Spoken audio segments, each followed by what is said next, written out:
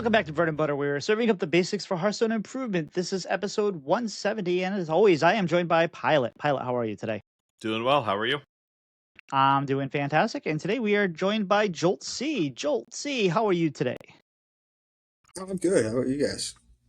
Doing pretty good. What have you been up to in the world of Hearthstone? So you guys actually caught me on a pretty slow week. This week I actually was in a course, but before that I was able to climb with Token Druid and tried a kind of a dude paladin, but had more divine shields in it. So I kind of took out some cards, put in a Noatron, put in Argent Squire or Argent Protectors, some Argent Squires, or not Argent Squires, Righteous Protectors, and was basically doing pretty well with that. You're able to actually with divine shields on the 3/1 and give your dude some health. So that was actually working all right for me. And then just topped out with Nas. Nice. Fantastic. All right, Pylet, what have you been up to in Hearthstone? Mainly hunting a lot of faces. Been playing Face Hunter mainly on ladder, just because it's been the deck that was working for me, and it's been simple enough. That deck still has more decisions than a Face Hunter normally does, I think. Especially as you're trying to figure out, okay, I have Tolvir in hand. How much am I going to load into this before I just play it? So been enjoying that.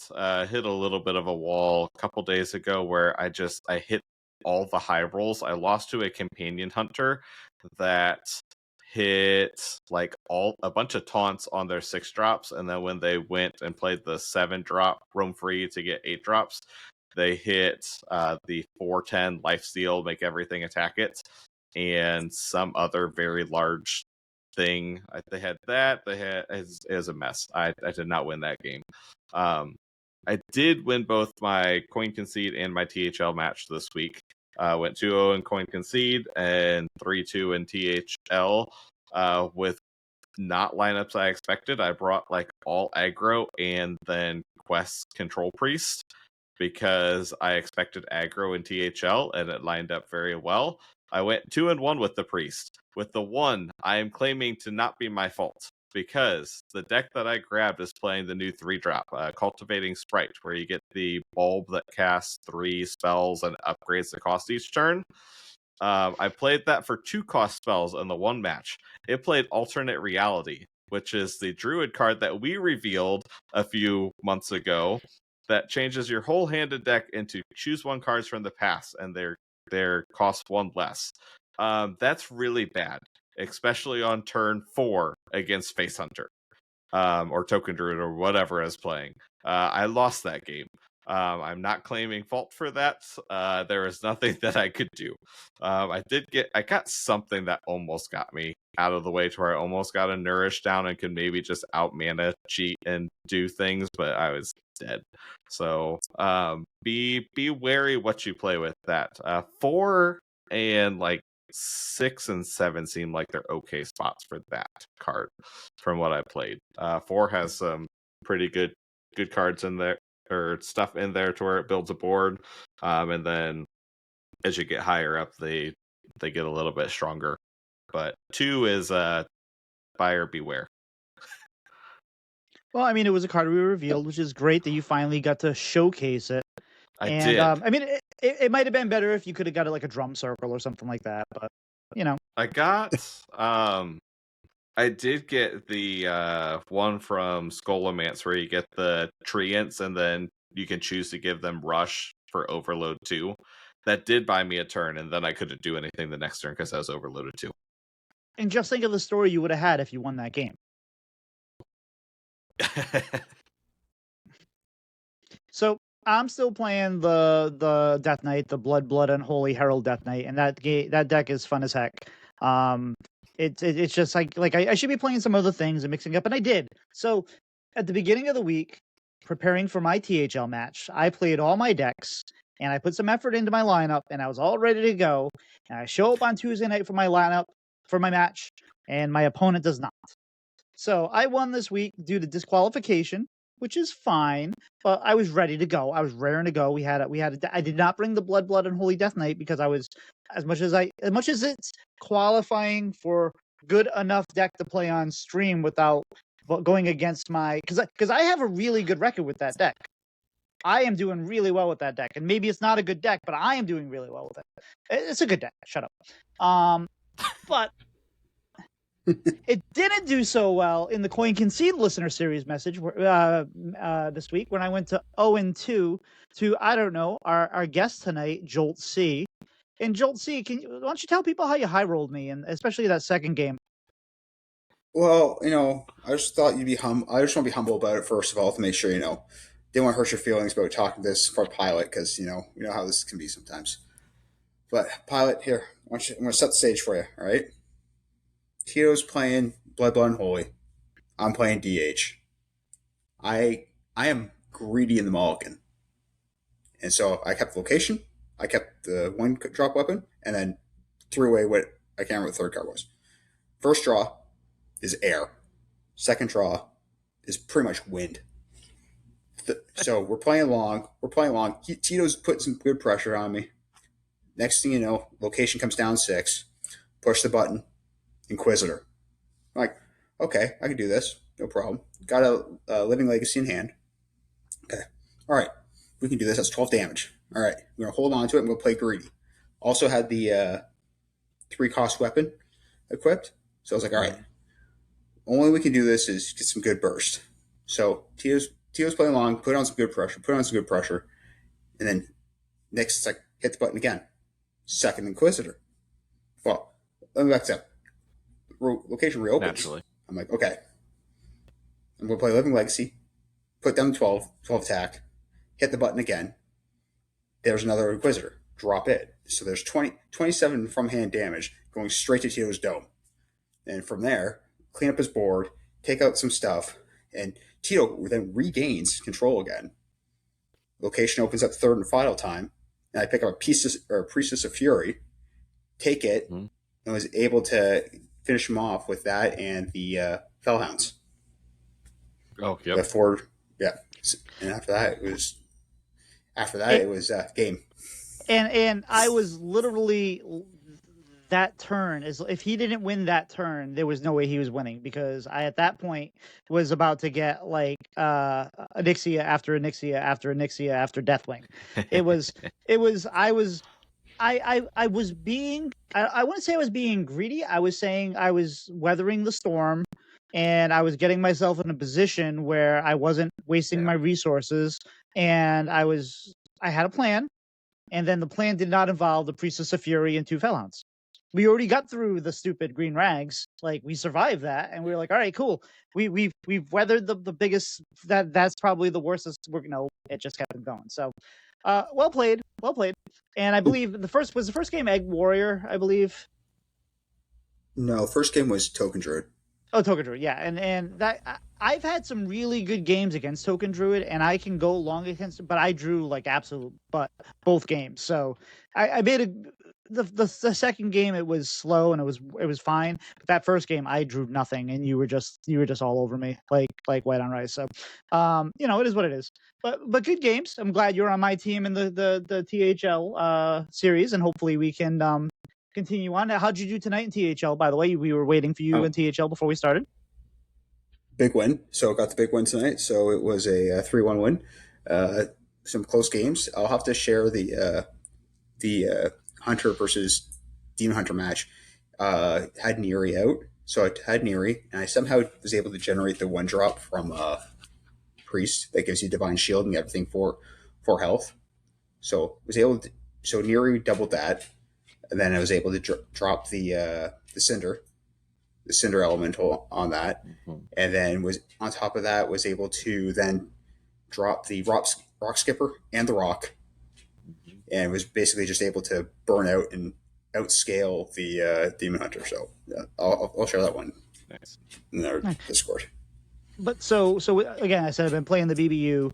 I've had a lot of grindy games, and my deck is kind of, I would say my deck is more mid-range with a kind of a tempo at the end, because you can get early pressure, you can get mid pressure, and then if you're playing against a kind of a control-y deck or whatever, you can then kind of try to outlast them, right? And that's kind of what I do. But we had games yesterday. Last night it was against we had a priest game that went 30 minutes. We had another game that went 27 minutes against a companion hunter, which we pulled out in the end. It was just every single game was super long. I think we played for 3 hours and we've got 5 games in. So, it is what it is. It was still a lot of fun. But Joltc, what have you been doing outside of the game of Hearthstone? So pretty busy. It's a busy time of year here. So coach my daughter's baseball. I also am the volunteer parent for my son's baseball. So things are starting to ramp up. The season just started this week. Additionally, race season starts this week, so I've been training for that. So I'm not sure if people who can tell my T-shirt, but so Spartans, I do obstacle course races, and so been training for that. So typically, what a training week for that is typically hitting the gym, and yesterday ran half marathon just to get ready for it. So beyond that, and then just had some courses this week for work. That's usually not normal, but it's been keeping me busy. But busy dad life. I mean, well, you can think of me as basically World 8 at home. Two young kids, play aggro decks, and play this game. We don't need World 8. We have World 8 at home. That's pretty good. Pylet, how are things with you over there? They're going well. We're working our way through the end of the school year, down to 2 more performances left. Got our junior high concert out of the way, got graduation out of the way today. I am sling and splint free on my arm. I'm still not feeling the best. I'm still very sore, but I can at least use both of them. And then get very quickly reminded when I try to do a little bit too much with them and everything hurts. Like earlier, I was telling Tito before we started, I had knelt down. I was picking something up off the floor. I leaned forward just enough that I had to put my hands out to hold myself up, and that did not feel good. I cannot push anything yet. So looking forward for that being fully healed up, but I'm doing much, much better than I was. And then I also realized when I saw, I think my brother and someone else had achievements on Xbox for Forza Horizon 6. So I'm like, oh yeah, that's out, at least on early access. So grabbed that and played a bunch of that yesterday. Really, really enjoy the Horizon games. Fun to get back into that. I've enjoyed how they've kind of taken some things that they experimented with the last 2 and been like, yeah, this is the best way to progress it, and it feels a lot better than what I think the last one did, to where it moves quick enough, but it also kind of guides you through and gives you options. So really, really enjoying that, and kind of the world that they built. It's set in Japan this time, and it's a lot of fun. The city has so much stuff in it. They have Tokyo as the main city, and it's huge, and there's so much stuff. Nice. Nice. So last week, I'm not going to, I think it was last week. It was either last week or the week before. It's I was planning on doing a lot more content, and I got home and I would nap, and then I would not do anything because I was so tired last week. It was so rough, and I realized I was kind of slack on what I did. So on Wednesday or Thursday, I made a video about the BBU Death Knight, and started off slow, but all of a sudden that picked up some momentum, and that's doing really, really well. So it's kind of gotten my charge back again to try to make some more stuff. So I'm looking forward to that. We finally had a day where it wasn't raining. This weekend didn't rain, so I was able to actually get one of the garden beds done and fill that up. And that was a lot of, because the problem is my what do you call it, my riding mower is not working because I need a new starter. So I have to fill up my wheelbarrow and then drag the dirt up to the hill and then put it in the thing and go back and forth. And that's a hill that we have to go up. It's not down, it's up. And my wheelbarrow has been broken for a couple years. We've managed to work, but it's got a hole in it. which is fine, but it's getting a little. We had duct tape that was working out okay, but it also had like ridges in the over the wheels, and it was a pain in the butt. So I went to go get the wheelbarrow that my wife wanted, and went to Lowe's, and of course that particular Lowe's was supposed to have 3 of them, but it had none.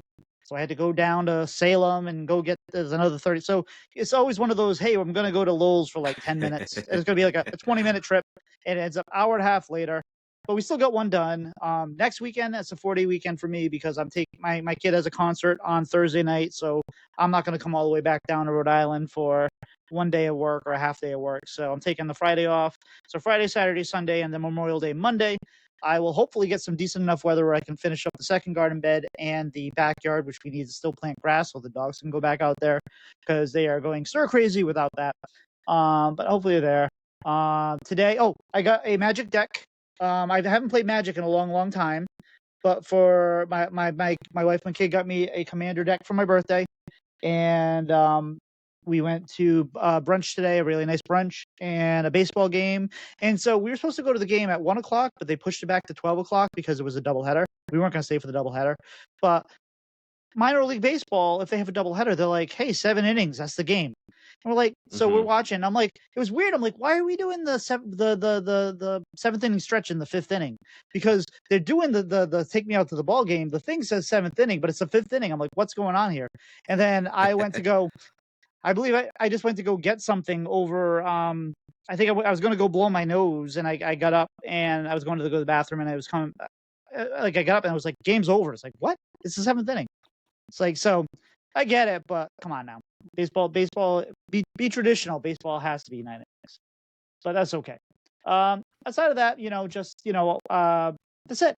So, Pylet, do we have any news this week? Just a little bit of news. We had this past Monday, there was a hotfix 35.4.1 that fixed a lot of the issues that we discussed last week with bugs. So the animal companion bug upgrade is being fixed. You'll no longer have a random card back if you upgrade past 10 and then have it cycle back to 1. That is working correctly now. And as people have been experimenting more with that deck, and if I've seen that's when Crazed Alchemist has started coming in because you won't lose your Tola randomly to a card back. Convalescence, which is the Silverhand Recruit 2-cost spell, is fixed, where before that sometimes those couldn't be silenced. That's fixed.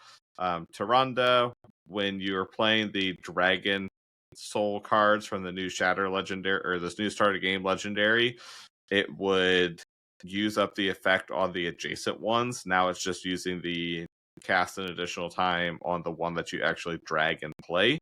And then Arnomacon, the Mage Legendary from the class set, no longer works with Discover-based cards like Rangari Scout or the Origin Stone, so that those bugs are fixed. Eudora in Arena is fixed, as well as Arena Discovers. It sounds like Arena was only discovering from current standard sets or something like that, instead of from Wild, because it's a mix, so that is fixed. And then there are some BG's fixes and a bunch of trinket updates and changes and whatnot in the hotfix. And then we also had the spring Master Tour playoffs this weekend. So we had 4 qualifiers from each region. From APAC, Banshee's Dog, Curfew, Maxibon, and Tubob. From Europe, Yarla, Fatty, Monk Flip, and Disdemon. And from Americas, Ryan 223437, Grimaldi, Deco, and Aircon 42365 were the top 4 in each region that qualified on. Overall, most of the popular decks were what we would expect. A lot of No Minion, Demon Hunter, Face Hunter, Dragon, and Egg Warrior, Marithra, and Token Druid, Quest Mage, and Herald Rogue. And the surprise of the tournament was Egg Priest. Yes, Egg Priest. There were 3 total in the top 8 between the regions, and overall Egg Priest went like 66% for the tournament and had a couple times that it was banned. So mostly played in lineups that were targeting Demon Hunter, whereas like Demon Hunter, Marithra Druid, Egg Priest, and Egg Warrior were the lineups that I saw. Yeah, I just threw up on my mouth a little bit. Like, because what we need to do is throw Egg and Priest because that matchup isn't obnoxious enough. It's not a good match. Like, I'm not saying Control Priest is good. It's fine. It's a tier. What is it? Tier C right now, tier 3. But oh god, it's just like I don't want people playing Egg in that too. It's already like Yeah, I no. don't see that becoming a ladder contender. Oh, see. people will start playing it. Whether it's a contender or not, you're going to see people playing it. If people want to play Egg and people want to play Control Priest, and it's like, hey, you got your chocolate and my peanut butter. It's going to happen. It's going to be awful, and I'm going to hate it. I'm going to hate every second of it. Yeah, I think the real revelation was that Egg Priest was better than Egg Warlock, which people had been trying to play as the fourth deck in an Egg or target Demon Hunter lineup, and Priest had less efficient ways to break the egg compared to Warlock, but more efficient ways to not die while breaking the egg. And apparently that is an important thing, not dying in your Hearthstone games. Yeah, no. I meant to say before. Anyway, by the way, Joltc, the minor league game I went today, we are in Manchester, New Hampshire. We are a minor league affiliate of the Toronto Blue Jays.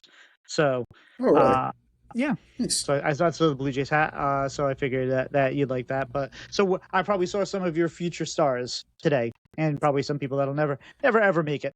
We had a guy that looked kind of like I don't know. He looked the picture was kind of big. He was a big stocky dude.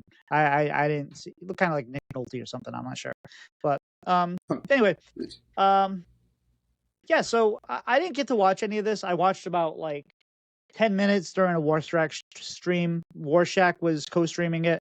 And I didn't really have an opportunity to see too much of it because I was going to the brunch and the baseball game and traveling and all that. So unfortunately I missed a lot of it. The only thing I heard about it was that apparently Clark Hellstream ran into some trouble today. Apparently you're not supposed to play other games when you're co-streaming it, and he dipped into like Overwatch or Marvel Rivals or something. And apparently it's a no-no. So if you are deciding to co-stream a match, just stay with the match. That's all. Did you catch any of this today, Joltc? Actually, I did. I saw this morning. I saw Maxi Bond's match before the kids woke up, and was watching some of it. Can't remember what he was playing for the life of me. But then I saw Ericon versus Jake as well this afternoon. I was watching that as I was getting dinner ready. That match was great. Ended up it being in a Demon Hunter mirror match, and it was definitely something to watch. I learned a lot. I don't know what happened, but I did see a Maxi Bond tweet where he showed an empty chair saying, "I love the coin." So I don't know if it just meant like he had to go to the bathroom in the middle of his match, and he was just like, "I'm gonna like go use the bathroom, and I'm going second, and I have enough time to do what I need to do," or something. But that was the post. I'm like, "What the heck is he talking about?" But I'm sad I missed that. I did see a post on Twitter where I think someone ran the stats and people going second were like 31% today or something crazy like that.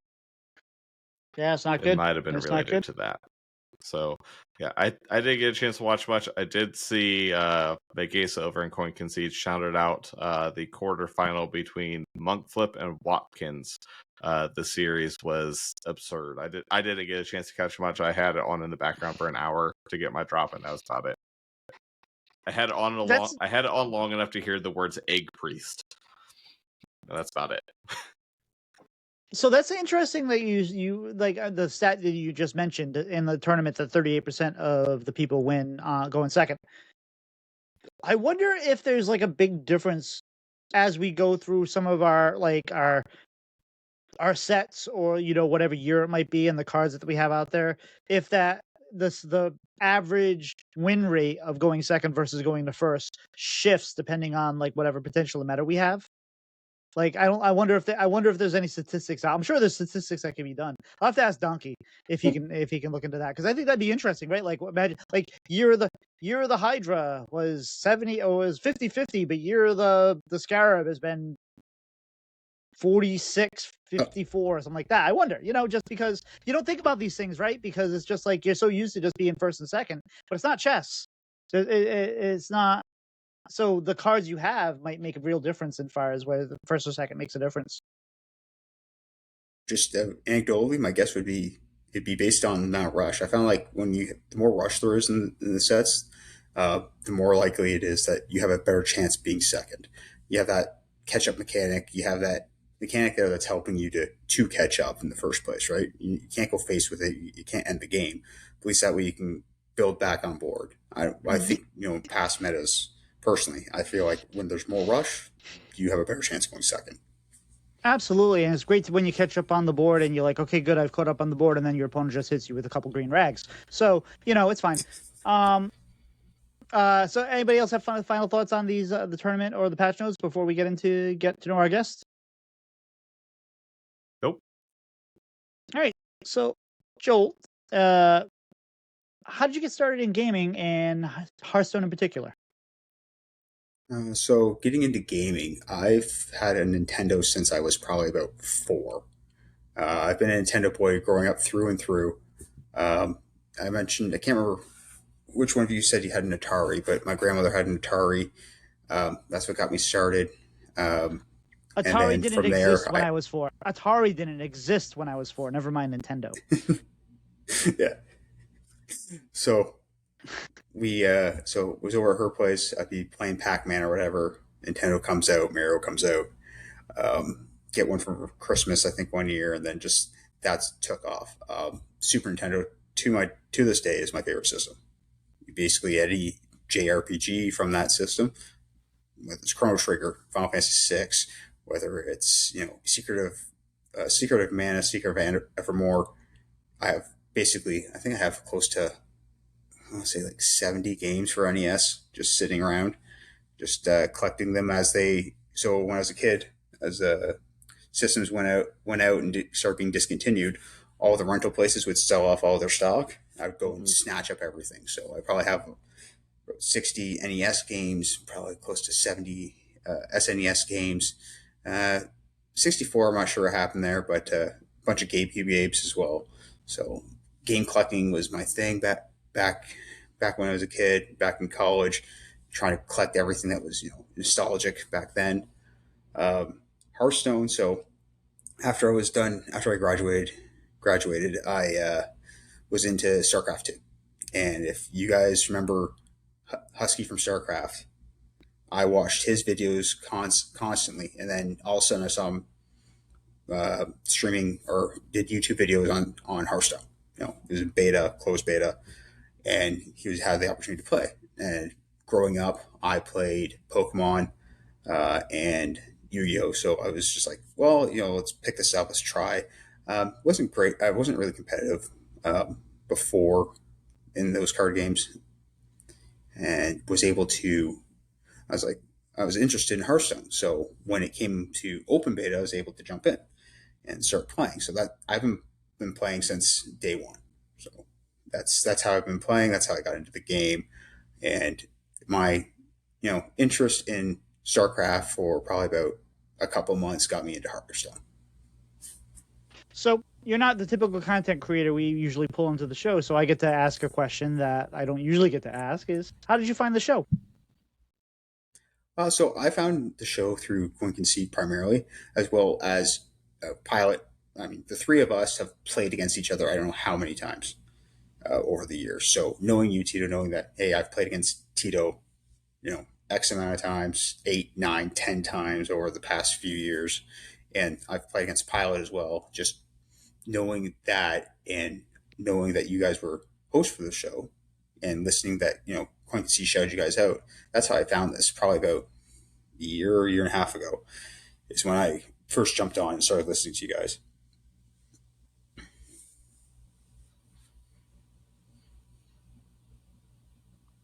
Sorry about that. I just had to let Pylet know. So if another typical question we don't usually ask, but and feel free to be as vague as you like about this, but what do you do for a living? So if you can't tell that I like to play Hearthstone, I also like to do stuff with math and troubleshooting and solving problems. So surprised or not, I'm an engineer. So I am a chemical engineer by trade, and before that, I was also in operations. So I can run boilers up to I think it's 1,500 horsepower. So I can run those. I can turn valves. I can also do a lot of things in chemical plants that need to be done.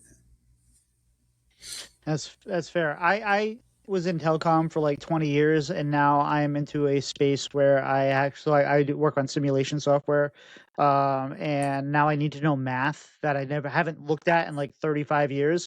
So it's like, yeah, trigonometry. I remember that. Sure. Some old horse brought another horse, taking oats and sure. Like, and I have no idea. I really like. I'm like, I have to like relearn. I have to relearn some math, not only just college math, but even some high school math. Because it's like I haven't. When you haven't touched stuff, when you haven't touched math in like 35 years, or whatever it has been, it's like you're not gonna remember all that. Oh no, I've changed jobs, and same thing. Like I've been I've been in jobs where it's like I didn't need to know any math, and then I've jumped to this new job, and it's like here's all the math you remember from university. Do it all. Students come up to me asking for help on math homework. They're like, "Were you good at math?" I'm like, "I was." I'm like, "I recognize these words. I recognize these problems. I don't know how to solve them at all." Like, that was like 20 years ago. I can help you with 8 notes to quarter notes. Yeah, I can count to 4, sometimes 8. You want to work on 5/7 time? It's not very common, but we can do it. So you've already kind of answered this, but when you're not playing Hearthstone, what do you like to play outside of maybe the C64 stuff? So recently, actually, I'm a massive Final Fantasy 11 fan, and so I've probably had more hours into that than I do Hearthstone. So I currently play on a private server called Horizon. If you ever played Final Fantasy 11, basically think of it as WoW prior to any quality of life things. And if you think classic WoW had no quality of life, well, think even lower than that. That's what Final Fantasy 11 was. And so there's a private server out there that I've joined a couple years back, and I've been kind of tinkering, probably play a couple hours a week, and then actually just got into Pokemon Champions. So was able to make a Master Ball tier there, Master Ball 2. So I can't remember where I ended, somewhere 75,000 or something like that, or whatever. Probably the bottom of tier 2 is. But yeah, I've been playing that as well. So that's been a good time. And then just playing Hearthstone is just kind of a habit as well. So I mean, A friend of mine who does streaming, who also made most of my art that I use for like the channel and stuff. She's a streamer and she plays all kinds of games, but she plays a lot of Final Fantasy 11. And it seems like there's so much content for that, like way more than WoW, as far as like cinematic storylines and stuff like that. Because she plays like been playing for years, as far as I know, and it seems like she's never gotten through the game. It's just all this stuff. So I'm sure it's like WoW that you could probably get through a lot of it in a couple weeks, but it just feels like when I watch it, there's so much stuff there. yeah, and that game's been out. Well, it came out in 2002, so I think I got it probably within 6 months after it came out. It was originally on PS2. I played always PC on it. The game has had less expansions than WoW, but has been always fast. But it's one of those games where it's like if you don't like the slow burn, you're not going to like it. You have to keep building slowly towards something to the outcome that you want. Yeah, no, good. So in Hearthstone, let's go back to Hearthstone. What is your favorite class and deck of all time? Favorite class is Hunter, hands down, not even close. I've probably played enough face Hunter to.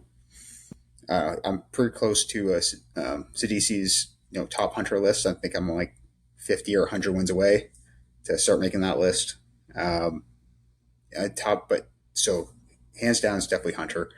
Favorite decks of all time though would be 2. So World Kick Rogue back in what was that? Was that Galacron when World Kick Rogue was a thing?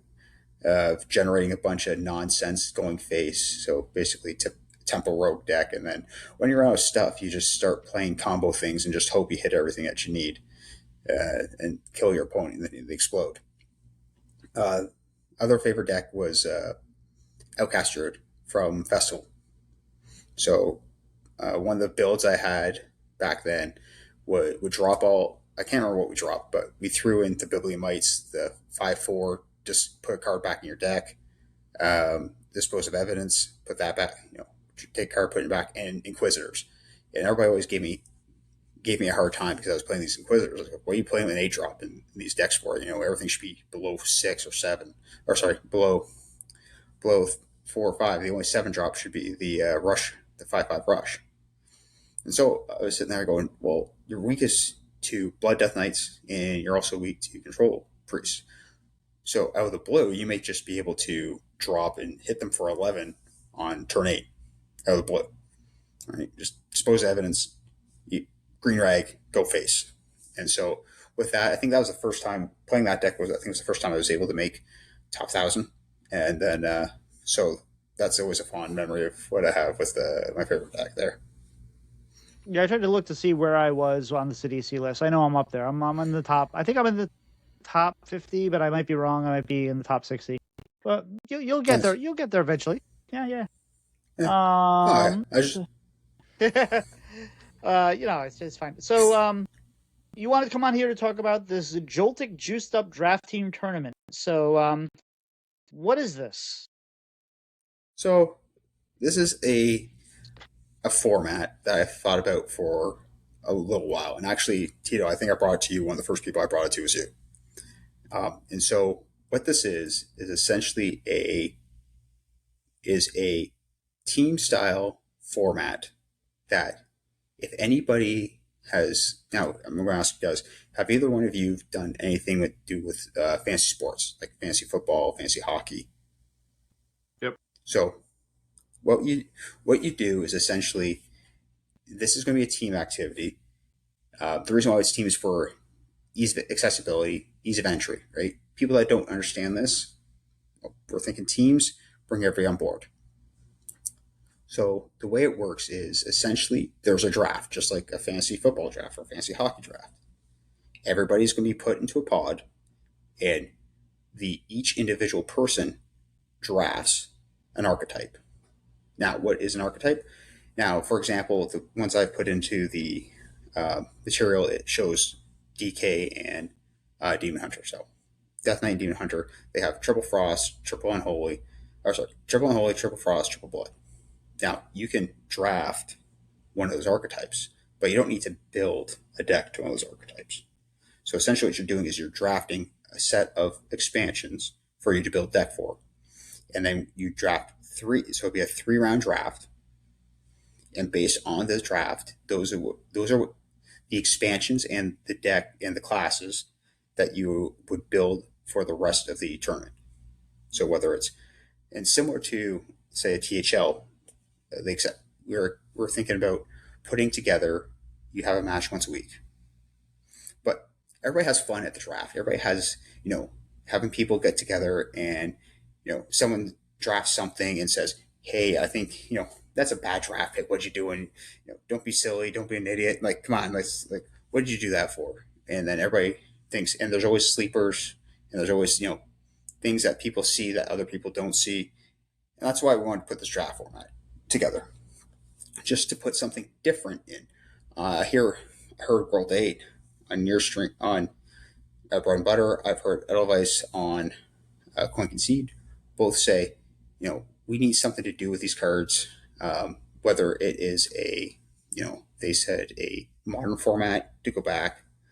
This is an opportunity for people who have collections to put those collections to use, as well as have fun doing so in an environment that's, could be team-based. We help each other out, as well as something different that no one's really put together that I've seen anyway.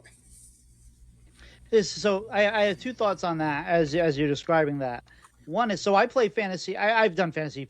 We used to have the draft. It used to be, before it was all online, we used to have actual drafts where we go to the house and, you get some food, you get some beers.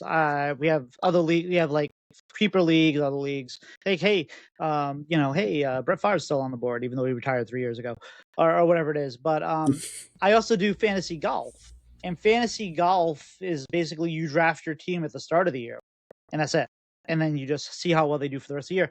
When we were getting Masters Tour every week and Grandmasters or whatever like that, that would have been awesome to have, where it's just like based on winnings and earnings or whatever like that, you like had a draft of you picked Hearthstone players. And you know, if like, you know, you could take somebody that shows up once in a while, and then you could take some people that grind every week, and it makes a difference, right? So that could have been a lot of fun.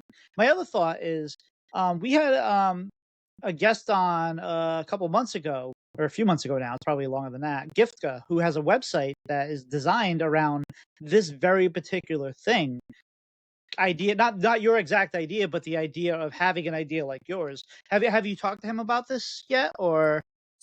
So he's one of my shout outs. You're getting ahead of myself. So, yeah, so Gifka and I have talked, and he's actually been able to put in this type of functionality onto the website. So since we've talked, he's been able to help me out and put this in. So like, I'll shout him out right now in the middle of the show. Say, you know, without him putting this effort in, like, at least now there's a tool for someone like me who wants to put something like this together to go take a look at, you know, are certain X expansions that are legal in this deck list. So that is now something that is on his website. I didn't mean to steal your thunder. It's just we had a former guest. It seemed like the right thing that you guys, if you hadn't talked to him yet, that seemed like that would have been a match that I could have made, and you know, made things happen. Oh, don't worry. You played matchmaker. You and Pylet played matchmaker. Don't worry there. It's just I did the upfront work for, you know, I'd wait for you to hold my hand and get there. Oh, it's fine. I'll enjoy a producer credit. That's fine. So now, how did you get started with this, and how, like, from your idea to talking to Gifka to I believe there's some other former guests that are also involved too. How did this evolve from an idea to an actual thing? So essentially, the base idea was just for my headspace, essentially saying, you know, I do fantasy football, I've done fantasy hockey in the past as well, and one of the funnest things is the draft. And so, how can I bring that experience to Hearthstone? Additionally, we have all these expansions in Hearthstone that don't get a lot of love, really. There's a lot of things that, you know, kind of get mashed together, and you may have one card here, one card there to make a wild deck. But we don't have a format that allows us to, you know, take what is strong in certain expansions and put them together. And that's what this is from. That's why, like, the archetypes and when the draft structure and the way they're titled is based on archetype. So I went through, took a look at, you know, what expansions are these archetypes focused on, or, you know, for example, like Outcast DH.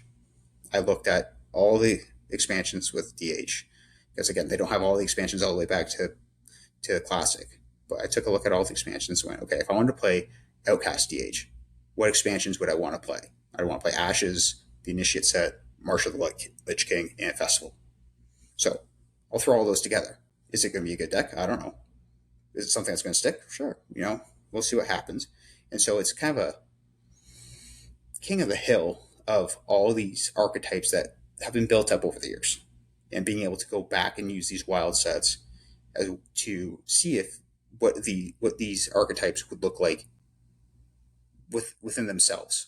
So yes, it's kind of a little linear, but I'm hoping that if we can open it up and say, you know what, even though you've drafted Outcast DH, you don't need to actually build an Outcast DH deck. You just need to use these expansions. If you find something that's even better, go for it. And then that way we can bring those ahead, and people have fun playing in a tournament setting that allows them for this exploration. So does that mean that if I pick a archetype that has pulls from 4 different sets, I get those 4 sets? But if I take a archetype that picks that has a card from 6 different sets, I get those 6 sets? Or is it like limited to? So season 1 that we're doing right now is 4 sets. In the future, we can go. I assume we would go up to 6 sets. So, you know, maybe season 2 has 5 sets. Maybe season 6 has 6 sets. And then we completely revamp everything and say, get rid of all the archetypes that we have and go back to 4 sets, or revamp everything and go back to 6 sets. It's very customizable to just say what to take a look at a group of sets and put them together. For example, I did the math, and for any of the 9 original classes, there's actually 111,000 different combinations you can make of 4 sets between all the expansions. And then Death Knight is the one that has the least amount of expansions. You can make just under 500 different combinations of expansions between 4 sets. So this is supposed to be something that's iterative and things that will change. Again, to have fun of it. Everything, you go into a football season and, Ja'Marr Chase is the number 1 overall pick this year. And next year it could be, who's the rookie? Jordan Love. Like Jeremiah Love is next year's number 1 pick, right? Things change. And that's kind of the one thing I liked about this format that I've kind of set up, is that you don't need everything to be balanced. You don't. The draft will balance it for you. If you have a strong 101, first person takes it, no problem. Then as the draft goes along, they don't get the next pick until pick 20, if it's a group of 5. Now, we are being flexible here because, again, this is season 1. We're trying to pilot some things here. And, teams could have 4, teams could have 5, teams could have 6 players on each team. We could have 5 teams. We could have 20 teams. We don't know yet. And so once we get all that together, we'll figure out what the actual physical format looks like towards the end. And just to let everybody know, registration is going to open up on June 8th, and we're going to have 2 weeks prior to the season start. That way we can have an understanding of what this is going to look like. And I want everybody to know now that this is a pilot season. This is season 1. So let's take a look and tell me things that don't work. We'll fix it up. Two of the things I've heard of already.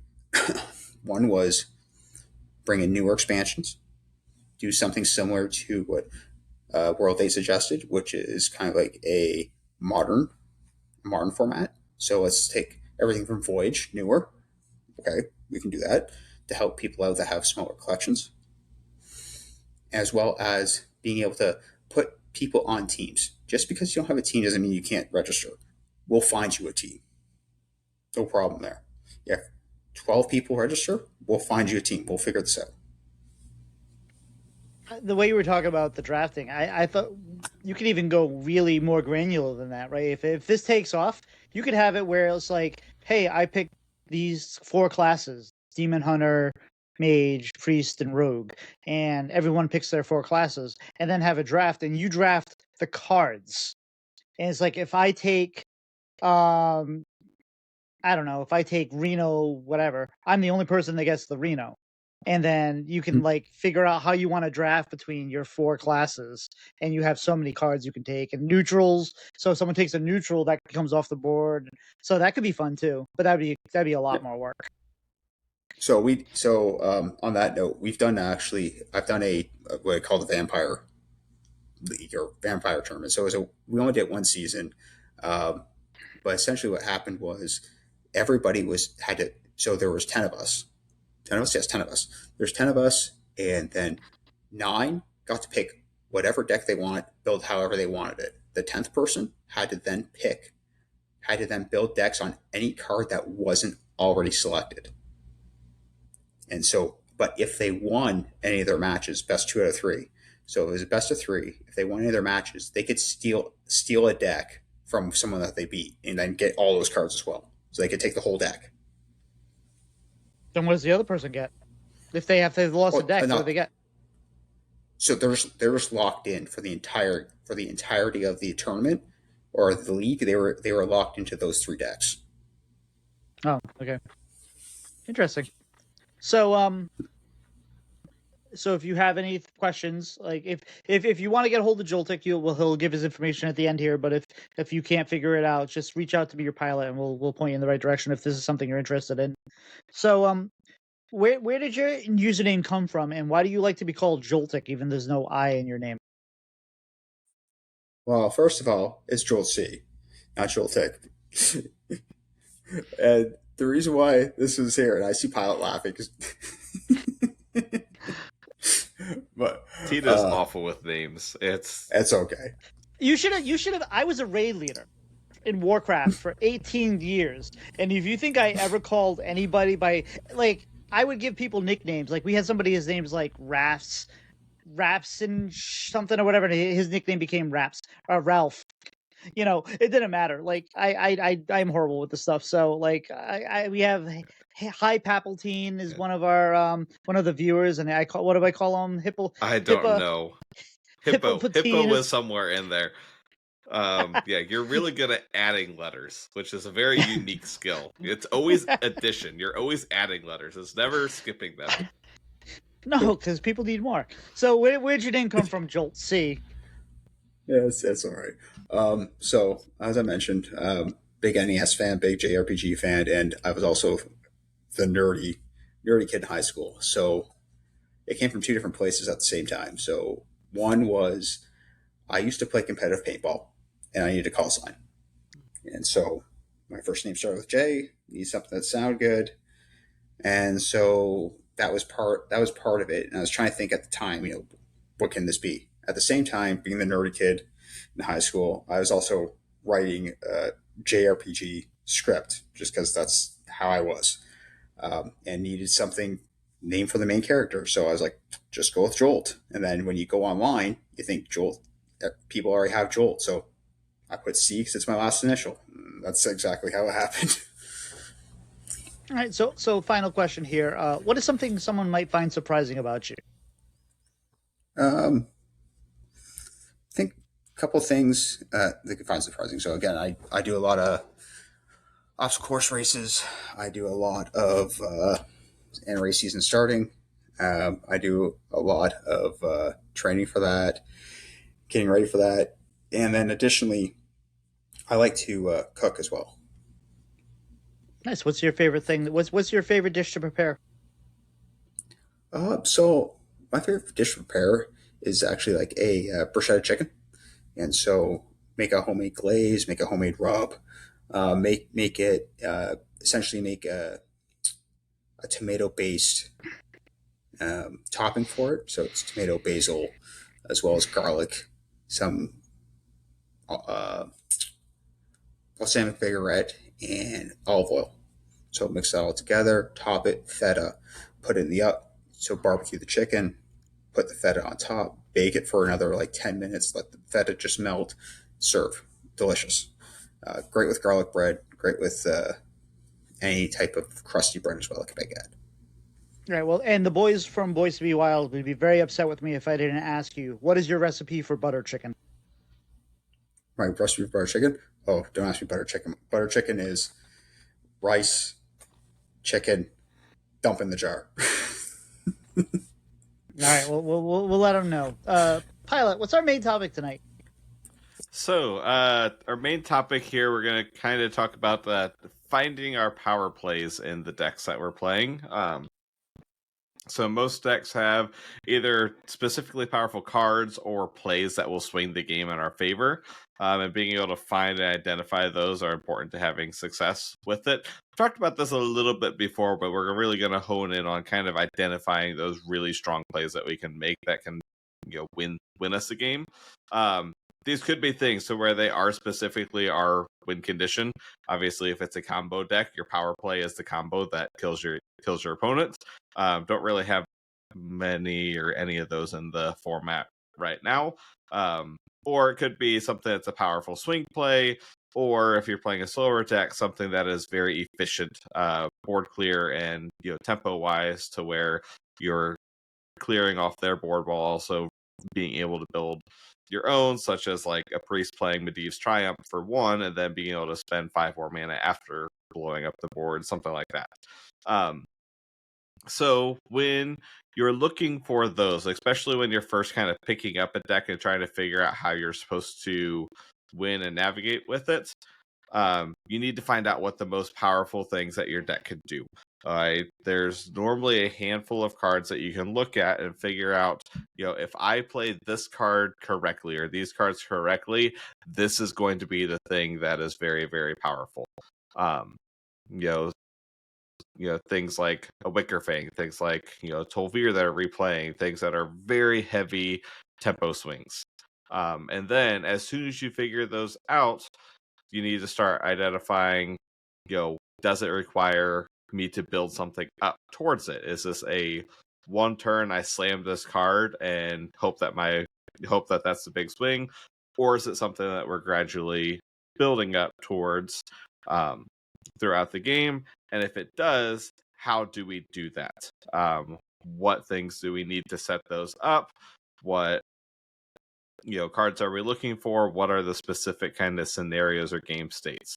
And then also, as you're looking at those, figuring out what of those players are very proactive and what are going to be reactive. And that's probably going to be a little bit more deck specific. If you're playing a slower deck, you're probably going to have more powerful reactive plays at times, and then maybe a big bomb of a play that's a proactive card towards the end of your game plan. As soon as you figure those out, you need to start looking, when are these going to happen? What's the mana cost involved? What turn am I looking to play this? What turn is too late to where it's just like, I want to hold this to make it even bigger if it's something we're building up towards, but if I wait 2 more turns, then it doesn't matter as much because my opponent will have this thing to deal with it, and kind of planning out what turn that's normally going to happen at so you can plan that accordingly. And then that also lets you know if you need to be looking for it in the mulligan. Some of these are things that are very powerful that you're going to want in the mulligan. That way you can have them as soon as possible. Others are going to be late enough that you don't need them right away, but you need to make sure that you can find ways to get there. So those are kind of very generic things to look at, but I think very important because especially in the current meta, I feel like most decks in the current meta have very specific plays that swing the game on a dime and really kind of set the tone for it. I can't really think of any one that doesn't necessarily have that. There's a few that are very slow in their build up. Like Egg Warrior is probably one to where, yes, the turn that you pop the egg is a big turn, but it's a very slow build up towards it. But most decks are, playing a Wicker Fang, playing a Tolvir, playing, a big board somewhere in there that kind of swings the game instantly. And if you don't know when those are, you're not going to win as much. So did you say Egg Warrior or Egg Warlock? Warrior. Because Warrior, they get that egg down and they pop that real early. That is not, because the way you said that, I'm like, no. They get that thing going real fast. So I guess the better wording was telegraphed in that sense. You're not going to go from nothing to a 2020 in a turn, but that's fair. As soon as you see that first egg come down, then the clock is ticking. Or the 1-2, yeah. So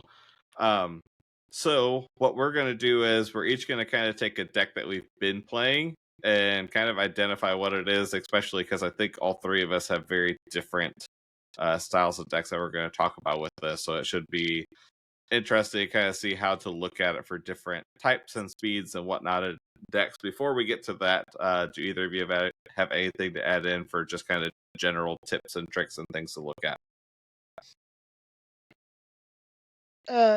Just that a lot of what we're going to talk about is, it depends. Thank you, Ron. Mm-hmm. We miss you. But it's like very matchup dependent. Like the way that you would approach some of these against an aggro matchup might be very different on how you play the deck versus a control matchup, and that is important to kind of are you the beatdown or are you the control, and that is going to play into these decisions.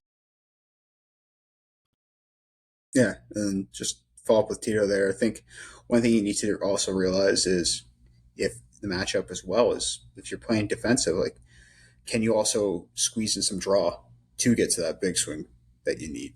Sometimes it's, a half measure. If you don't need to go full defensive, you can also make a half measure to draw in, because if you do know that if you have the swing coming in and you have maybe a draw card in your hand, having me able to top deck is not where you want to be. You want to be able to open up your options as much as you can, and if your win condition is that swing turn, you want to be able to dig to it while still playing a little defensively. I don't know if there's a much more powerful feeling in Hearthstone than like playing a slower deck and you know that you have the answers in hand already, and you just get to sit there and wait and bait something out because just like I don't have to do anything yet. It's just like I can deal with this in a turn or two. I'm gonna draw. I'm gonna imbue my pre-zero power. I'm just gonna kind of chill and play it slow, and boom, the board's gone. Okay. I was going to say that's kind of like my THL match tonight with Egg Warrior. The Druid made it very telegraphed that they had the dragon that sets everything to one health. They were actually cracking my eggs for me, and so knowing that and having the coin and Umbra in hand, I said, okay, I'll crack my last egg for myself. That way, okay, do your thing, clear my board, hit me in the face a bunch of times, but guess what? Now you got 4 eggs and another 20/20 to deal with the next turn. So there's times where you can also tell the telegraph what your opponent's doing in their plays to be able to then make a swing play in your favor. And also, like right now, a good example of this, I think, is Deathwing. It's like you got to know, like a lot of these games, these matchups, not necessarily mirror matchups, but you can play Deathwing in 6 classes.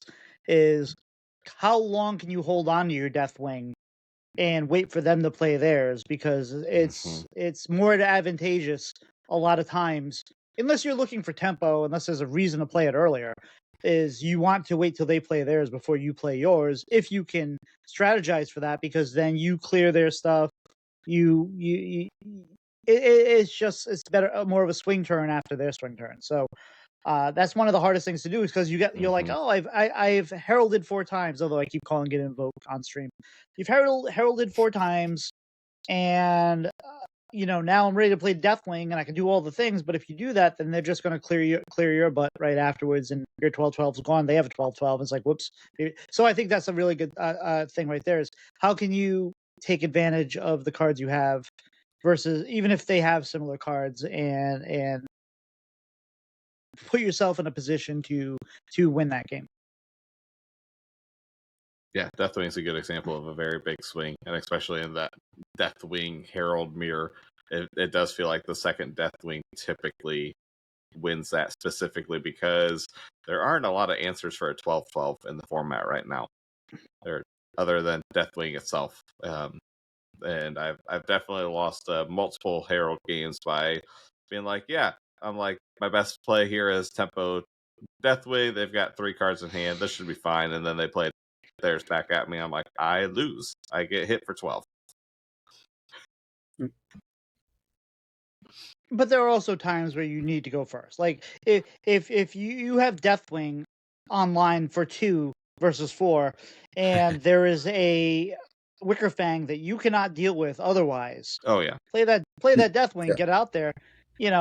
It's yeah, you're not getting full value for it. And that's another one of those things I think is interesting with a lot of the cards we're playing right now is especially with the Herald cards, is playing some of these cards for full value or not full value. And the instinct is, and I'll talk about a different card in a minute when we get to it, but like you really want to like maximize the greed on some of these cards. You want those fully heralded cards to play the big things. But a lot of, like, I had one game that I played against a priest that the right play was to play a Deathwing that was only or I figured it was Deathwing or if it was Onyxia, but it was completely unheralded. Maybe I think I had 1 herald, so it hadn't upped the level, and it was still the right play because it got it in the pool if it was the Onyxia, and then got me through that turn, and I was able to use it later, and it was going to die, and that way I made sure that it wasn't silent. So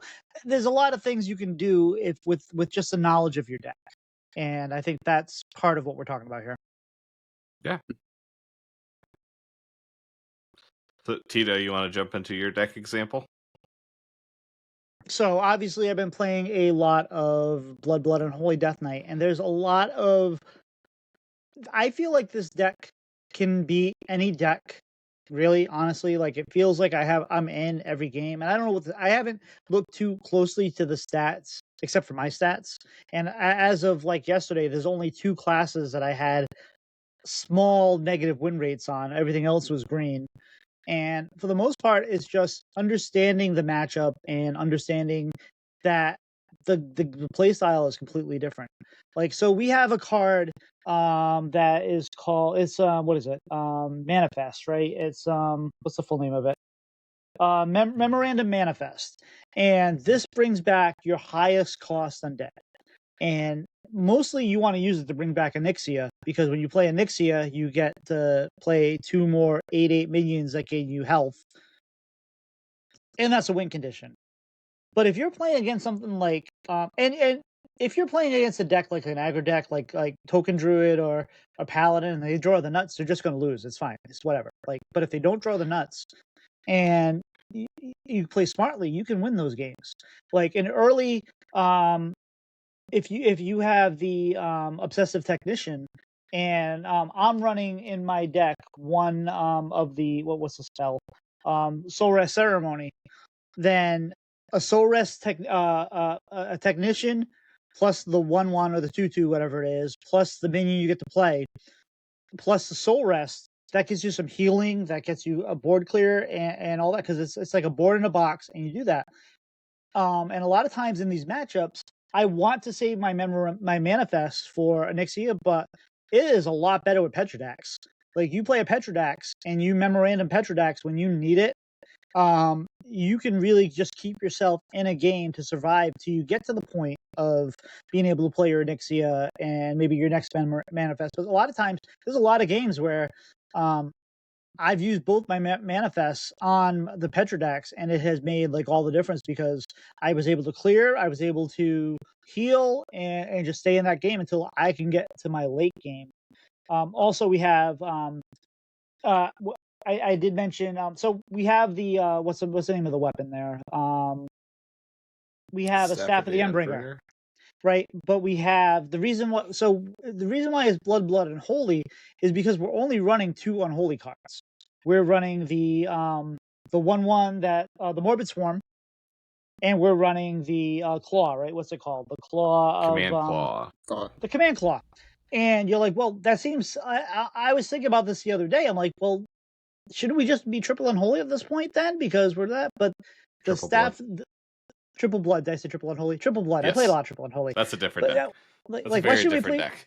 Why shouldn't we just be triple blood? Like, we're only running 4 cards, but using the command claw to blow up your staff is huge. That is a 5 mana clear, or it's a 3 mana clear if you swing with it 6 times or 5 times or whatever the heck it is. But having that in your back pocket is super useful. But if you're playing against a paladin or a druid or a face hunter, then you're most of the time you're using that claw as it's intended to get early pressure on the board, to use it to clear with minions and stuff like that. So there's a lot of utility in this deck, and making those decisions. Like a lot of these cards, like they feel like they mean one thing, and I would say the biggest tool. So what is the question? One of the most powerful things the deck can do is one of the powerful deck we can do is we can get tempo from our cards using health as a resource. And it's very scary to say, hey, I'm playing against an aggro deck or a mid-range deck or something that can potentially get there fast, and you want me to spend 4 or 8 health on a minion right now? Yes. Because if you know that you're not going to die next turn, or you have a pretty good idea you're not going to die that turn, you have a lot of stabilization and you have a lot of tempo from using your health as a resource. I think it's a very interesting playstyle, and I've had a lot of fun with it. But yeah, I think that's one of the most powerful things you can do is like you have a lot more opportunity to use your health as a resource and to gain health later on if you can find your way to stabilize and just find your way to again take care of that aggro or against, and then it flips the other way. If you're playing against a priest, a control priest, you don't want to survive. You want to kill them before they can get all their stuff online. So a lot of times in those games, I'm not playing these cards. I'm not playing the the technician to try to stabilize. I'm trying to play that technician to get a lot of stats on board so I can punch them in the face before they have opportunity to get through all their clears. So it doesn't always work, but even if it doesn't work, I have other opportunities to kind of stay in that game. So I don't know. Knowing how your cards, having cards that can do multiple things for you in different ways, I think is really important. And I think that really, that's what the appeal of this deck for me, at least specifically this deck. How about yourself, Jolt?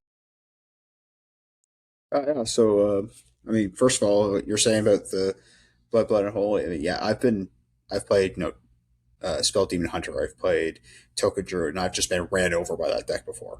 If they get the slow start, I get the slow start, and they get the couple heralds. Next thing you know, they have a board of like 4 or 5, and they're just slamming me in the face before I can even respond to anything. So yeah, I can completely understand that.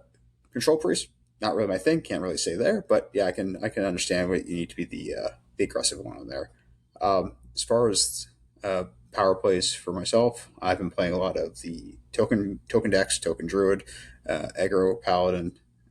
So there, it's a lot of, even though people don't think of it as incremental gains, it's a lot of incremental increasing your board state moving forward until you finally just get that one last push to end the game. So really, you win the game before you actually see all the buffs come down. If you're ahead. So Token Druid, for example, one thing I like to do is, first of all, size up the opponent. Like, it depends. If the opponent's also fast, let's see, if it's a hunter, for example, they have a lot of clears that I may not be able to deal with as a Token Druid. So how do I get the most out of it? How do I put them in an awkward spot? The one build I have for Token Druid actually plays Life Cycle as well as both eggs. The long neck egg and what's the new egg called? One drop. Twilight egg. So I play both eggs. And the one thing I do find, as well as against hunters or against anything that's kind of a little bit faster, is trying to set up the death rattles so they don't want to proc these eggs. They don't want to proc the death rattles on these things to make it awkward for them. Additionally, one thing that I find for the power play is, because I'm playing the life cycle build that I have, is if you're up against something slow, like say if it's a Dragon Warrior and they don't have the best opening hand, you can go 1 drop into 2 drop into long neck egg and life cycle it. That gives you a 1/1 buff on your board, plus a 2 drop, plus the 4/4 that the egg actually draws. So you can make a wide board and kind of blow them out there if you've controlled board to that state. Or, there's the Shatter card, and everybody knows the Shatter card's broken. But also being able to use those death rattles to your advantage. Maybe you don't trade things off. Maybe you say, answer this, because I know you can't answer 2 boards in a row. So your powerful turn is do nothing, make a bunch of death rattles. They might be able to answer the first board, but they can't answer the second board. So if you just hit them in the face for the first board and just say, answer 2 boards, sometimes they can. Sylvanas really, really wrecks things at times. Or if they're a warrior, they can just maybe have a board state already that can just kind of ping things down and torches to get them there. But essentially, it's for Token Druid, it's being sticky. It's not about getting the draws. It's not about Wickerfang's a great card, don't get me wrong. And you buff it up, it will end the game. But you've probably already won before you got there. There's a lot of times I've played Token Druid and I've dropped a Wickerfang and it's done jack. It's done nothing. It's just basically been there and just been what does it end up being? A 4/9. And I die. I explode the next turn. So for Token Druid, I always find turns 1 through 3 are typically the big turns to figure your plan out and get your power online. And then the rest of the deck will come to you.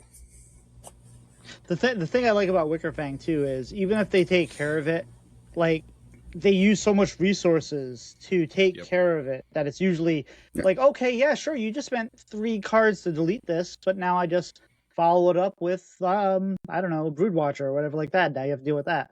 In fact, I played against on Friday. Pylet was like, "Hey, do you mind playing this token druid against a couple games of priests? I don't understand how it's a problem for priests." And then in the first game, I think I ran you over with some gigantic things. You're like, okay, I understand now. Because it can do a good job of making, like, it can have a full board, but like it's got 4 tiny little minions and 3 large minions, and it's very difficult to deal with. Like, you can Shadow Word ruin the big stuff, and then they overheat and the little things kill you, or you kill the little things and you're dead to the big things on board. It's very awkward. So Moss Binding is a really good card. Forest Gift is a really good card. The Forest Gift is the one that I don't think Forest Gift rotates the way that it currently is. No, and Forest Gift on top of a Wickerfang leg is just gross. Yes. Yeah. Tito knows that from firsthand from Tuesday. Yeah. Well, Tito did plenty of that in his day. Yes, he did. So, and the deck that I'm going to talk about is also aggressive. I'm going to talk about the Face Hunter, especially because it has a handful of cards that, to me, really stick out in playing it. Early game, we have the version that I am playing has 1, 2, 3, 4, 5, 6, 7, 8, 9 1-drops that are all 2 of, so 18 cards that cost 1. So finding which ones you want early on is important. To me, Quildori Fletcher is a really big one to get early. That's the one that makes your hero power cost 0 if you have 3 or fewer cards in hand. And then typically after that, kind of looking for something that gives a little bit of value, either one of your 2 draw cards or the Raptor Nest Nurse, normally not 2. It's really easy to get stuck in that trap of, these are all good cards, and then you end up with either no hand or all value and nothing actually that does anything. To where, to me, that's always the one to where, especially in the mirror, getting that early pressure, and realizing if you're on coin, kind of being careful. You can always Fletcher coin another 1-drop unless it's a card that draws or generates, and then that does not work to hero power. Don't make that mistake. Did that like the first time I played the deck just because I forgot to count. I'm like, oh yeah, never mind. So it gets a little awkward sometimes with that, but being sure to kind of keep track of that. Second one, which was already mentioned, is Sylvanas, because that card is bonkers, and even though the other 2 sisters aren't as powerful, you run them just for Sylvanas because that's so much damage and such a huge swing. Even just playing it for 2 damage sometimes is plenty to just swing the game and kind of get it. And then this is one to where it definitely has a build-up big card with Confront the Tol'vir, to where it's you're wanting to get that early enough and get that built up early enough to where a turn 4 Tol'vir that replays a bunch of stuff is just backbreaking for so many decks in the meta, to where they get through all the little things that you're playing, and then boom, you have a full board and you've drawn a couple cards or gotten some value again, and you just keep on going, to where that is definitely the card that even though it looks awkward in the mulligan stats, but if I have a good enough opening hand, and especially if I have like one of the good 1-drops plus a Raptor Nurse or a Tracking or a Tame Pet, I will strongly consider keeping it, especially on coin. I'm much more willing to keep it on coin than on the play, because there's a big difference in the games where you can find it early on in the games that you're searching for it because you have nothing to do. Even though it's called No Hand Hunter, it's not fun having no hand once you get to turn 5 constantly, or you're only playing what you top deck. You do want some hand sometimes. So that is definitely one to kind of ignore the mulligan stats sometimes and kind of go with. I find Tame Pet has really helped that. What? I find Tame Pet has definitely helped Yes. that deck. Yes, it has. Being able to drop the arrow retrievers for Tame Pet has really made a difference with that, because arrow retrievers were really good when you could get that being the only card, but it's so awkward sometimes to get it to where you got the full value, and it's so bad when you didn't. Yeah, having that and Tolvir in your hand kind of clog things up, definitely. Yes. Yeah. Outside of that, I think what has surprised me most, this kind of goes away from the main topic, but kind of talking about stuff that can be powered. This deck just keeps tempo very, very easily, to where, especially because you have Tolvir replaying everything, you are fine sending a couple spells into minions to keep your board healthy, because you're going to get to replay them later anyways, and it's either going to clear the board or hit them in the face with Tolvir. So you're fine sending an arcane shot, a rock, whatever, into some of the minions to keep your board going, and don't be afraid to do that, because you have such powerful play later on once you play Tolvir. And you usually generate another Tolvir or two anyway, so whatever. I haven't done a lot of that lately. Oh, you haven't played against me then, because my opponents always seem to have at least 3 Tolvirs. I feel like I've played Alira like twice this month. I've hardly played the sisters at all. I just haven't drawn them. No, confront the Tolvir. I always get 3 of them. They always seem to have 3 of them, 4 of them. Yeah, they get it off of Illyria. Yeah, I don't know. I tend to kind of, with the Tolvir decks, I kind of space them out like rogues. Like, yeah, they're doing a bunch of things, whatever. Like, I start to lose track. I'm like, okay, that's fair. Let me know when it's my turn. Well, I know the playoffs today. I think can't remember what match it was, but one of the Fletchers did something like 22 damage between all the hero powers and it hitting face. Mm-hmm. I think just one Fletcher did that much damage. Yeah. Oh, I see a Fletcher come down, and I'm like, that thing's got to go. Yep. Gotta go.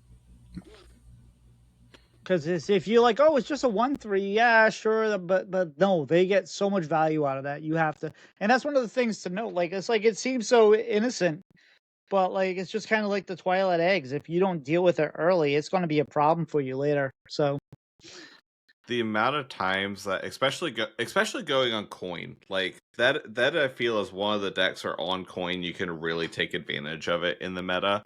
Like, the amount of times on coin where I've gone Fletcher coin, the 2/2, the rally or whatever it is, and then suddenly at the end of my second turn they're on like 19 health because I played, I hero powered again. I played 2 arcane shots and I just punched them in the face. It's just like they die quickly.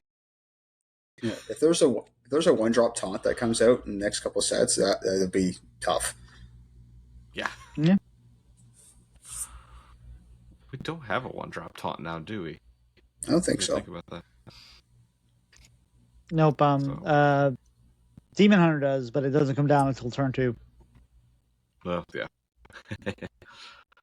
So, yeah. But hopefully, as Tito kind of mentioned, this with the power plays, it is very deck specific and sometimes matchup specific, to where you do need to be looking for a certain thing as you're going through these. But hopefully, kind of the examples we gave help kind of figure out what to look for in different styles and speeds of deck, because every deck has something. Every deck has a play or a set of plays that is going to really push that win rate up, and if you can find them, you're going to win significantly more than if you have no idea, especially as you're learning the decks early on.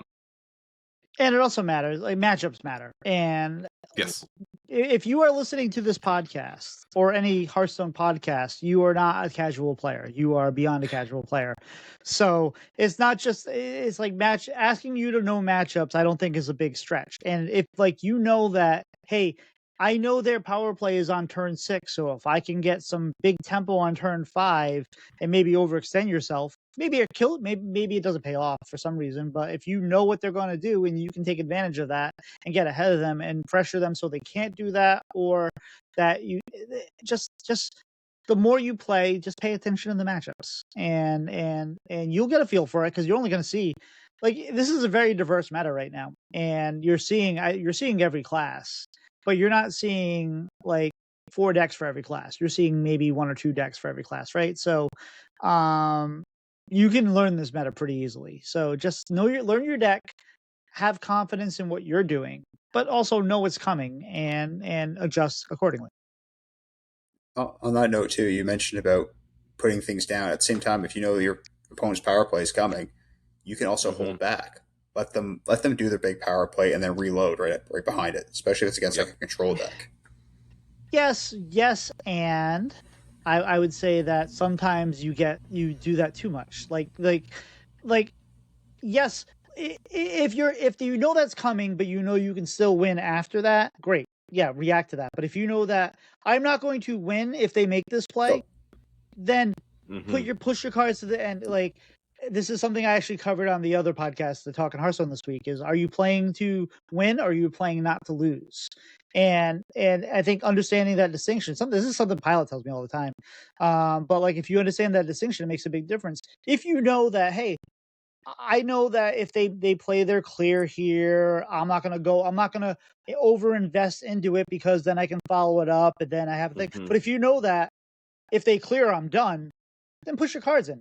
Like, make them have the card, and if they don't, then whatever, So it's not just as simple as like, hey, I'm gonna hold my stuff back. It's there's a lot more nuance to it.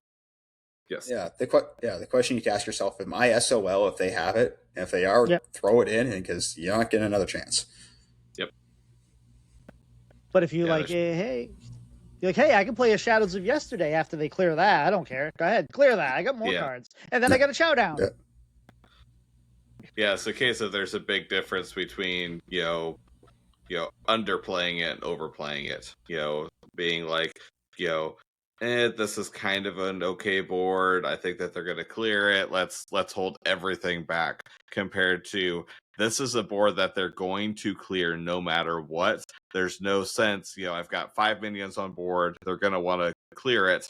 There's no sense in me throwing away 2 extra minions that are going to die and not do anything, and then leave me completely out of anything next turn. Yeah, no, 100%. And it really just comes down to just like, can they deal with it? Or can they not? And if am I going to be able to do anything else after this? Like, I have one card in my hand. I might as well play it. Or I have one card in my hand and I know that I have plenty more that's going to deal with this if they can't do it. Learn the matchups. Oh, and I did want to follow up as far as I lied to you earlier. I am 89th. I'm sorry, I'm 87th on the last list that CDC put out for Hunter. But I am ahead of Chewy. I'm ahead of Zeddy. I'm ahead of Lorenda. I'm ahead of Ben Hearthstone. I am ahead of Funky Monkey. I am ahead of Germinator. I'm doing all right as far as Hunter goes. I'm ahead of Tic Tac, but he's a priest player, so he doesn't count. But he's on the list. He's on the list, so just keep that in mind. Any final thoughts on this before we wrap this show up? No, I think that's about it. Good. All right, so Joltc. I'm sorry, Joltc. I had to do it, sorry. That was fine. So, what is your favorite dessert? I am a sucker for cream cheese icing.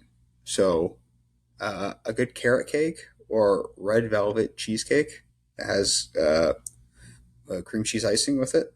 Delicious. I'm a big fan of keeping vegetables out of my dessert, but no, I gotcha. You're good. I like cream cheese frosting. Don't put pineapple in that. Do not put pineapple in carrot cake. Oh, I hate when they do that. No. Walnuts, I'm good.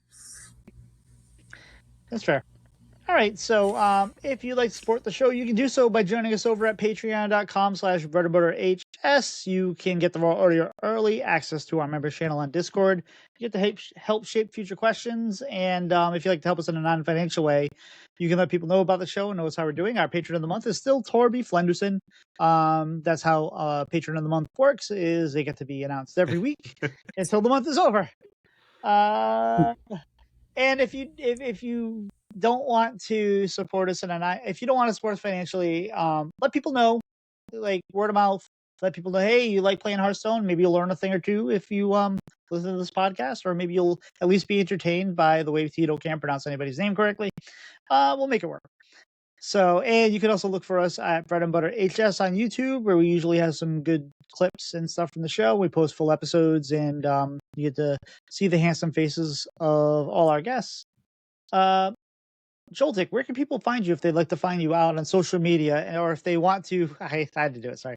Or if they want to go ahead and try to join your new league here. So you can find me just on Discord. I'm on 9 different Discord groups. So for Hearthstone alone, so you can find me at Joltc, Joltc, and anywhere on Discord. I'm not really on Blue Sky, Twitter, or anywhere else, but you can probably find me pretty easily if you look up my name on any Hearthstone Discord. Someone's gonna be like, I couldn't find Joltc anywhere. Pylet, where can people find you on the social medias? You can find me at Pylet712, Pylet, on Twitter and Blue Sky, as well as on Discord and the Bread and Butter Discord, and a few other Hearthstone related ones as well.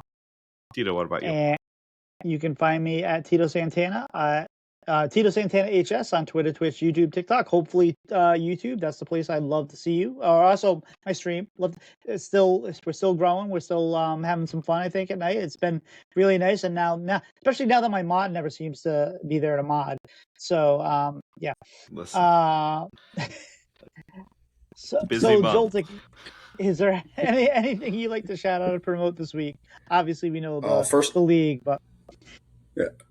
Well, you guys, first of all, let me come on here and promote this. I appreciate it, first of all, because I'm hoping it succeeds. I'm hoping people like it, and I want people to just have fun. And I'm hoping it's something we can have fun and people understand, and something we can keep going with a few seasons and get this thing rolling over and over again. Also, I want to shout out my curse, as well as Electric Sheep City and Gifka, because without the 3 of them, I wouldn't have been this far in the process as I've been. So with their feedback, with their help, I've been able to get to at least this far, to have you guys, bring me onto your show and be able to, I guess, promote this tournament. And I appreciate that. And we appreciate you. And if you didn't know he was Canadian, you just heard the way he said process. So now you know. Pylet, do you have anything you'd like to shout out or promote this week? Couple of shout outs. One to all 3 of our THL team for pro, because we finally won a week this season after we started. I thought we were going to be strong. We started out that first week where we lost, where we felt like we shouldn't have, just because we kind of just how the games went. Every game counts in THL because they're all worth a point. I think we won 3 series, but all the other ones were like 3-1s or 3-0s, so we lost the week. Has not gone that well since then, but we pulled out a good one this week. And then also shout out over to where to go, Aquarium Keeper, who's part of the Coin Concede listener series. So that's their first kind of competitive experience since they got back into the game a year ago, and it's awesome to see kind of new people jumping in, even as we're so far into Hearthstone's lifespan. People kind of jumping in and finding the casual competitive scene in different ways. It's awesome. And if you guys the season just started, but like if you're not in the Coin Concede listener series, if you're not in the Coin Concede Discord and you want to experience what THL might be like, if you want to take that baby step before you get into a league or something like that, the Coin Concede listener series is great for that. It's very casual. It's only 3 games or best of 3. You bring 3 decks, 1 deck is banned, so it's a really good experience. And obviously THL is looking to get captains already for next season. So if you're looking to join THL, you don't need to be captain. Just get in that Discord and get into the looking for teams. It's fun. It's very easy. It's not very complicated. So I'm gonna shout out even though we didn't get to play the match, I'm gonna shout out my opponent this week, who basically I was like, hey, it's time to play our match. You haven't submitted your decks left. And then he got back to me later. He's like, oh, I'm sorry, I forgot. I'm like, yeah, sorry, I had to turn you in. He's like, yeah, that's fair. So shout out to him. But anyway, guys, I think we're toast. We'll see you. See ya. See ya. Yeah, you do get to say goodbye.